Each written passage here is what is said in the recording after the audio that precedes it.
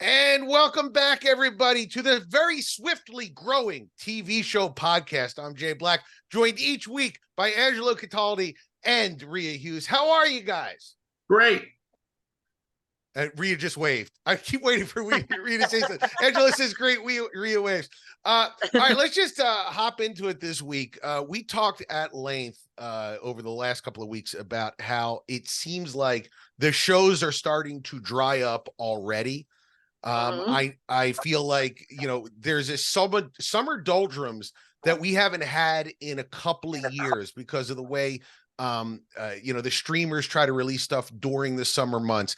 But I found this month's August's new release schedule, and I sent it to you guys, and I said maybe we can find something out of this that might be worthwhile. And I got a couple, but I was really interested if you guys found any yourself. Rhea, did you get a chance to look through the list? Do you have anything you're looking forward to? I did look through the list, and there's only one show on the list that I love, that I watch, and that's Only Murders in the Building, which is on Hulu. And my son and I started watching it the first season. That's kind of how this kind of all came together, with me doing the teen thing. And he's very upset with me right now because he comes up to me yesterday and he goes, Only Murders in the Building 3 is dropping on August 8th. Are we ready? Do you have popcorn? And I go, I'm going to be out of town that night. And he stormed off and comes back and he goes, well, am I going to watch it without you? And I said, you will be grounded for life. So we'll see. But yeah, that I cannot wait. Meryl Streep is in it. Paul Rudd. It's one of my all-time favorite shows. Obviously, Steve Martin Short, Selena Gomez. So that drops on August 8th next week. What a career Steve Martin has had. My God. Can you imagine guy's been relevant for 50 years? Like, not just in the business. Yeah, cool. He's written books and movies and starred in it. Great stand-up. To have just a tenth of that talent. Angelo, what did you got? You got anything on this list? There's a couple. All right. I do want to see the second season of Winning Time, primarily because I love the guy who plays Magic Johnson, an actor named Quincy Isaiah. And I'm going to tell you, I don't know how they cast this part, but he just has the same mannerisms that Magic did at that time. And I just think it's so uncanny that they were able to do it. They got a guy who plays a really good Kareem Abdul-Jabbar. It's really good. And I didn't think it would be. And I want to see what they do. Want to see if they start off the second season the way they started off the first season. If I remember correctly, it was the owner of the Lakers in bed with a woman with big boobs. Yeah. See, this is why your mind is so much better than mine. You're 100% right. I want to say, but I think it's got potential. And the other thing, and this is because they're trying this after it's already been done. It was done very well. The whole opioid scandal with the Sackler family, Richard Sackler, when they did Dope Sick 2 years ago, Michael Keaton and that great cast, that they're doing it again, Painkiller. It's on, I believe it's on Netflix. And Matthew Broderick is playing Richard Sackler, the evil villain. And it's done by Peter Berg, who did Friday Night Lights. And he brought back Taylor Kitsch, who I haven't seen in anything since Friday Night Lights. He was like the hunk who played football there. I want to see how they do it, because it seems, I watched the trailer, and it seems like somehow an opioid scandal, a little lighter touch than Dope Sick. Right. It's not easy when people die, but I do want to see that. Most of the others just reinforced in my mind, Jay, that nobody's got any new ideas. It's all rehash. So I'm going to agree with both of you. I'm looking forward to Only Murders in this Building, which is a great, fun time. I'm extremely excited for the Lakers because it's going to run 4 years. They said season 2 goes 80 to 84. So it's not. Is that going to include the Sixers championship? Yeah. You're right. It is. Yep. So it's going to have Philadelphia connection on there. I agree with you that this is maybe one of the best cast shows around, and just how you get two guys that tall that are unknown, like to just go like I've tried to cast movies before where I've written like has to have abs for the lead character, and it's a whole extra process. You got to pay extra for abs, guys. I don't know if you know this or not. It's an extra payment. Yep. Pay extra for abs, but to go like, yeah, listen, hey, you got to be unknown, and you also have to be 6'9". Can those two things happen? And to find it amazing. And I know you guys don't like animated, but there is a show called Solar Opposites on Hulu, which I like a lot. But it's got the Justin Roiland end of things. I don't know if you guys know Justin Roiland. He's the voice from Rick and Morty. He was the co-creator of that show. Got into some hot water with a girlfriend doing stuff he shouldn't have been doing. And he was fired off the show. And his voice is so unique and distinct with that show. I'm not sure it survives, but I was a fan of season 1, 2, and 3. And other than that, though, I've had 3. I'm looking at Star Wars. There was a time in my life where a Star Wars TV show would be the greatest thing that you could possibly tell me would happen. But you grew up. I did. Well, I guess maybe that's what it is. I don't know. I'm looking at it. There's Star Wars Ashaka, and I'm like, who cares? I don't care. So there is a whole bucket of I don't care. Tell us, in the comments what you guys think. Please go to the website and let us know. I'm interested in if there's anything out there that you like that we're not touching on. All right, let's switch. Hold on. What was that cartoon's name again? Give it. That was Solar Opposites on Hulu. Okay. All right. Great.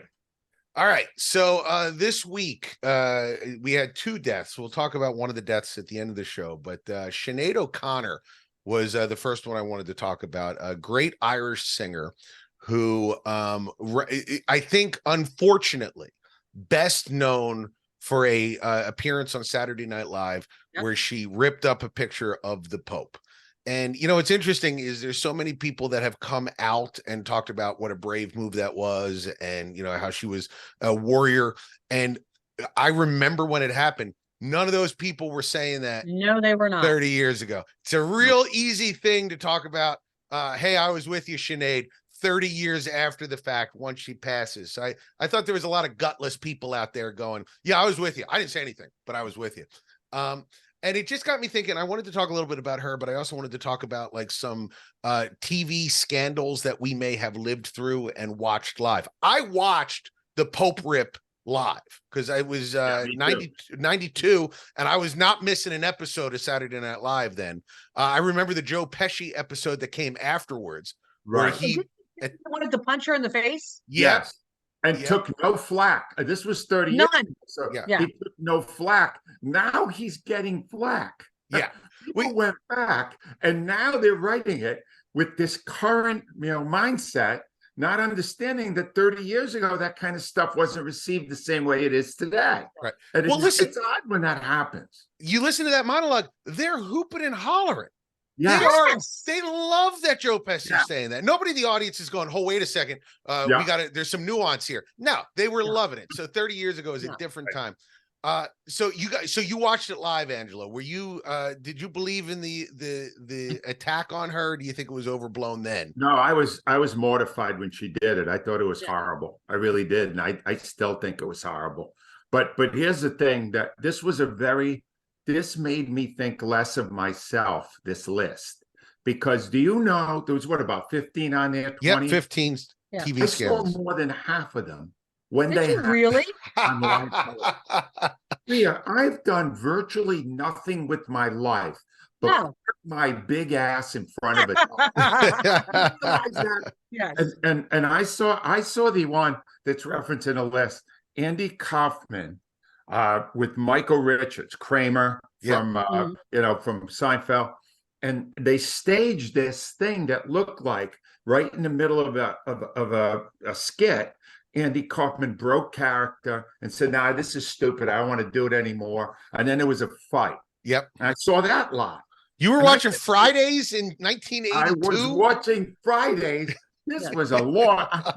Wow, you do have too much time on your hands. Rhea, I'm rethinking my whole lifestyle, and I just was Late. I just mesmerized. want to let you know. I thought it was great. And I go back to when I was 13 years old in 1964, when Jackie Mason gave Ed Sullivan the finger. Yeah. Oh my God. Ed Sullivan told him to get off the stage. They were running long. So I've seen a lot of these, and it's why I love live television. Yeah. I love, you know what I didn't see? I saw it, but I didn't see it. Nipplegate. And Yeah. I mean, I had to go back and rerun and stop, right? The nipple was only there for about 0.8 of a second. Right. You didn't right. have to stop it 25 times. Well, to this day, they said that at the time, TiVo said it was the most rewound moment in the history of TiVo. Everybody going back to do a Zapruder film analysis of Janet Jackson's nipple. What about you, Rhea? Did you sit through any of these? Well, no. So when I took that, I took it as like things that you saw live that were so unexpected, which Right. obviously when Sinead O'Connor did that, I was in college. And I believe again, that was, a million years ago, but I believe it was a snow day, or for whatever reason, I got to come home early from school, took the subway home, came back home to Southwest Philly. And I was watching the news when Bud Dwyer killed himself on live TV. Yeah, I remember that. And it was, it was like, Ange, I don't know if you saw it live. Seen video, but it cuts away right before the moment. You saw the moment? Well, no, see, what happened is I was eating and I'm just watching because it was a huge story. He was in a scandal. I don't know if it involved stealing money or something like that. So I'm like just eating lunch. I think I picked up a Stromboli on my way home, and I looked down and I'm eating, and then I saw like the screen, and I was like, "What?" And then all hell broke loose. So I don't even know if they saw the gun and they cut away, but I was watching the news when it happened. I did not see him actually kill himself. I think I just heard all the chaos, and then I looked up from my meal and went, "Oh dear God, this was really, really bad." I've heard people say that they saw it, that they couldn't react quickly enough to cut away. And that when I he was looking down, and so I didn't, but I heard it. So it was, and you knew like from everything.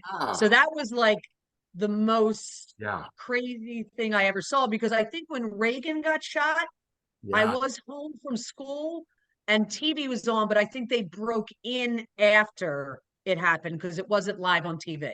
Oh, that reminds me. Most of us, well, not younger people like Jay or you, actually saw Jack Ruby kill. Oh wow! We saw the moment in the Texas jail. I was watching that live too. That wasn't even on the list. That was Jack Ruby, and who the hell was the killer? I can't. Oh, Lee Harvey Oswald. Lee Harvey Oswald. Yeah. And you watched him pull a gun and shoot him in the abdomen. Yeah. On live television. Crazy. And it was like, I saw that live too. I've done nothing my whole life to watch television. Nothing. Well, we thank you for it so that we can have conversations about it. Dennis Miller had a great bit about the Jack Ruby killing back in the day, where he goes, who was working security at the Dallas Police Department? Hey, boss, the owner of the local booby bar is here. Should we let him in? Oh yeah, no, let him in for sure. We definitely want him present for that. All right, Rhea, let's switch over to America's favorite segment, the British TV show segment. And by the way, you're the show was it Lock? Deadlock. Yeah. I keep seeing people talk about Deadlock all over Twitter. You were the first to bring it up. You're right. Now it's like a phenomenon. Have you guys seen this? It is good. You were right, Rhea. It was good. People love it. So I credit our podcast and you specifically, Rhea, for people finding it. What do you got for us this week? Well, I don't really, you guys know I don't really like to do it's called a cozy mystery. But you're right. I am now having to go back like 15, 20 years to get new stuff. I don't know why that is, because Britain's not on strike, but there's just been a scarcity of stuff. So this Magpie Murders, season 1 on Prime, 2022. It's relatively new, 6 episodes. It has been renewed for a second one. It stars Leslie Manville. I have reviewed many shows on this show that she's in. She's one of my favorite actresses. So she stars. It's based off of a best-selling book. She's a modern day editor who's editing a jackass, best-selling author, and she gets his last manuscript to read, and the last chapter is missing. Unfortunately, the author turns up dead. Police say it's suicide. She doesn't believe him, but it's a story within a story. They're telling the story that the author was writing in the book based on a 1950s mystery. So I was like, this kind of seems interesting because some of the same modern day characters in the modern day part of the story are characters in the 1950s. It got 100% critic review on Rotten Tomatoes. Wow. So maybe I'm wrong. Only 76 by audience though. So they were more in line with me. I liked it. I thought it was interesting, but I didn't love it. It was a little too slow for me. All right. Magpie Murders. Magpie, Magpie. But again, 100% critics loved it. All right. And for our teen review this week, what do you have, Rhea? This one is fun. This is Clark and his father comes to me and he goes, Daddy and I have been watching Suits on Netflix. I was going to bring this up. Yeah. Oh my God. Okay. Well, perfect. We can both talk about it. Suits is it's a fictional New York City law firm. This guy kind of sweet talks his way into getting into the firm despite having never graduated law school. There's a bunch of characters in it, but the reason it's a big story is it also stars Meghan Markle before she joined the royal family. Right. And for the week of it has set massive records on Netflix 4 years after the show ended. Yeah, no, I wanted to talk about this because it is a fulcrum point in the SAG and WGA strikes, because they're using that as an example of, the contracts that were written for these residuals were based on an old format. What do you do when Suits is now the #1 show in the country by a long shot? Because 3.1 billion minutes viewed. It blew out of the waters Manifest, which previously held the Nielsen streaming record, was 650 million. Blew them out of the water. Right. And these guys, the stars are getting zilch.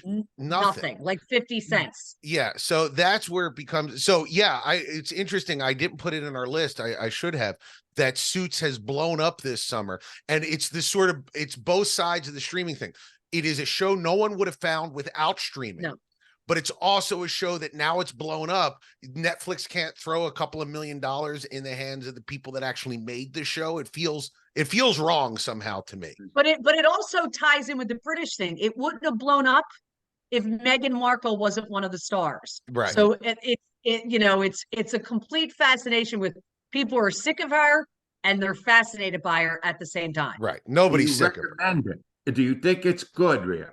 I watched 2 episodes with Clark. They're 3 seasons in.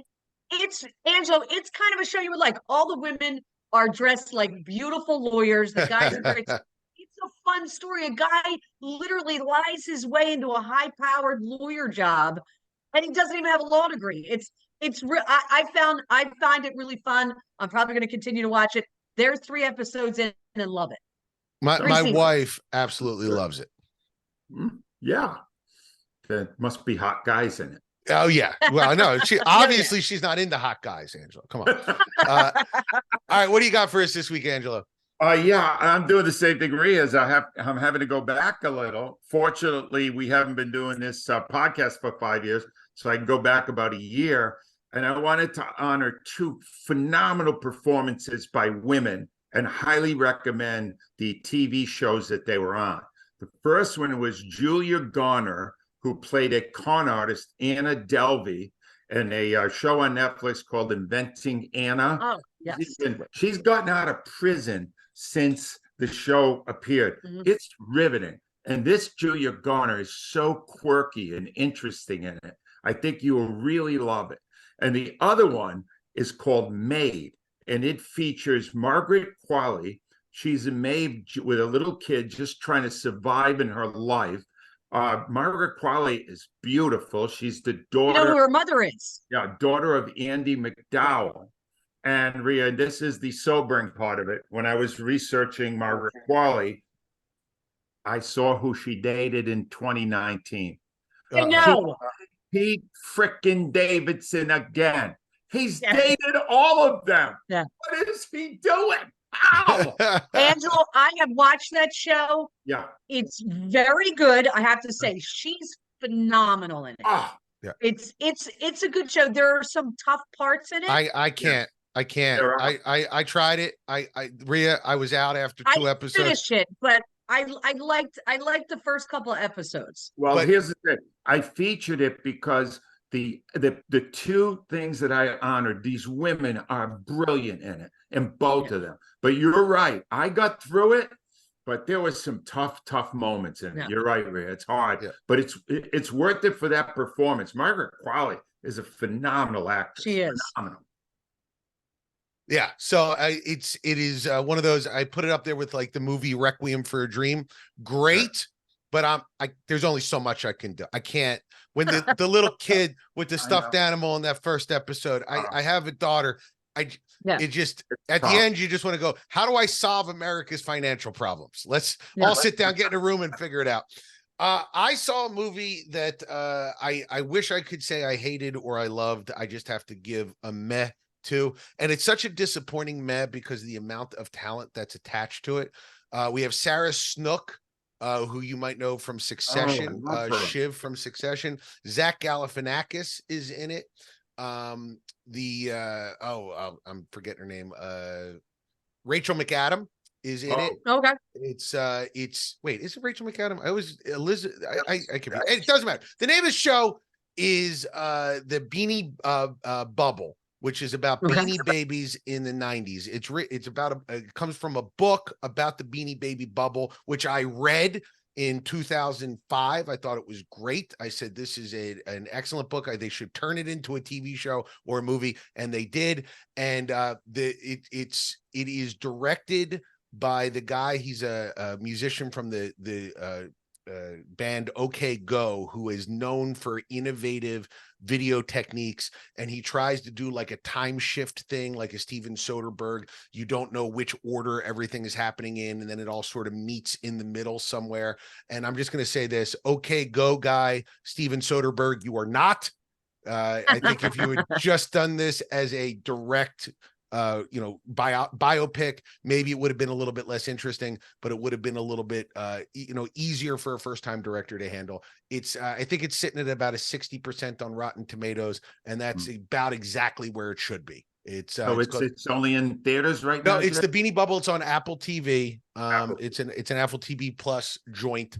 And it's this weird thing of like, it feels like a TV movie that would be on NBC, but with the budget of an Apple TV Plus show. So it's like, you didn't need the big stars to tell a story this small, I don't think. But Sarah Snook does a really good job not being Shiv. Although she keeps talking about her ex-husband, and my son and I were watching, and we kept going, it's Tom Wamsgans. She's talking about Tom. She left Tom, and now she lives with the Beanie Baby guy. So I give it a recommendation if you're looking for a couple hours to kill, but don't go seek it out. It's a meh. Jay, I just want to mention, since Sarah Snook came up, I finally finished my entire re-binge of Succession. Yeah. It's so good. It's insane. It's Rhea, fantastic. You gotta. Rhea, I'm telling you. Look at her shaking her head. No. It's top 5. It's not my kind of thing. So good. Don't you love dysfunctional people? I worked with you for 26 years, so yes. And you want to talk about another phenomenally cast show, by the way. Not a single person in that show is miscast. No. But before we leave, Angela, I just want to talk real fast. We wanted to mention the other person that died this week, Paul Reubens, Pee Wee Herman. A guy that a foundational character for me growing up. Pee-wee's Big Adventure is a movie I saw in the theater with my mom and Brilliant. dad, who had no idea what they were taking me to. They thought they were just taking me to a kid's movie. They didn't realize it would be a twisted Tim Burton nightmarescape that was also hilarious and interesting and funny. And then he went on to, of course, create Pee-wee's Playhouse, which is an all-timer of a kid's show. Ran into some problems in the early 90s in what I think is, at the time, I thought it was a minor scandal. 30 years on, I think it's an even smaller than minor scandal. This wouldn't even make the news today. I mean, it would show up on Twitter for an hour and then everyone would move on that he was caught exposing himself in a porn theater. And by the way, kids, if you're listening, ask your parents what a porn theater is. But it's I just didn't know if you guys had anything. Now their living room. What happened with Paul Reubens? All I've done is live in front of a television. I saw his first late night appearance ever on Letterman. Wow. And I was spellbound by how great I thought that character was. And I watched every movie he did. I loved the first one. And he was an amazing talent to be able to do that and turn it into a kid's show that everybody loved. Let me go over what we got. Winning Time is coming back on HBO or on Max. You could see Painkiller, which is coming out on August 10th on Netflix. Solar Opposites is now on Hulu. Magpie Murders is on Prime. Suits is on Netflix. And The Beanie Bubble is on Apple TV. Check all of that stuff out. It's really good. Oh, and Made and Inventing Anna, I recommend it, both on Netflix. Good week for Netflix. Guys, thanks so much for joining us. If you enjoyed the show, please rate and review us on iTunes. And please don't rate us based on how you feel emotionally after watching Made. Wait until you see something fun and then rate us. We appreciate you listening. We just had our biggest week ever numbers-wise, and that's thanks to you and sharing the show. So please keep it up. Angelo wants to buy a mink coat, and we need you to do it. Thanks, guys.